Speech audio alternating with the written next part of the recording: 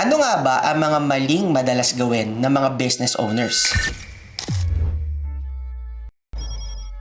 May mga pagkakataon na hindi naman talaga kalaban ng mga business owners ang competitors nila, hindi rin ng market, at lalong-lalong hindi ang ekonomiya. Minsan, ang pinakamalaking hadlang sa isang business owner ay siya rin mismo, yung may-ari.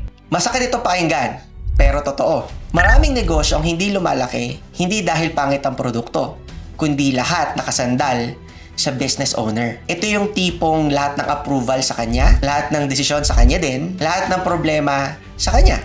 Lahat ng galaw ng team kailangan dumadaan sa kanya. So, umpisa mukhang okay yun. Siyempre, mapapansin natin, makita mo na hands-on. Pero habang tumatagal at lumalaki ang organization, nagiging bottleneck ka na nito. Habang naghihintay ang team sa desisyon mo, siyempre, humihinto ang operation. Habang ikaw ang laging kailangan mag-isip, hindi natututong mag-isip ang iyong team.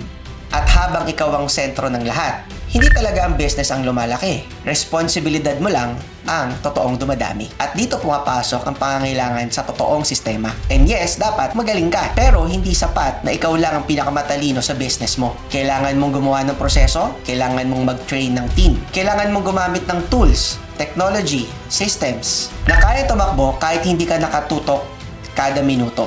Kasi ang totoo, ang negosyo nakasandal sa business owner, ang hirap palakihin. Pero ang negosyo nakasandal sa proseso at sistema, may training, may tamang tao, at may malinaw na decision making, yun ang may chance na maging scalable. Hindi mo trabaho na ikaw ang gagawa sa lahat.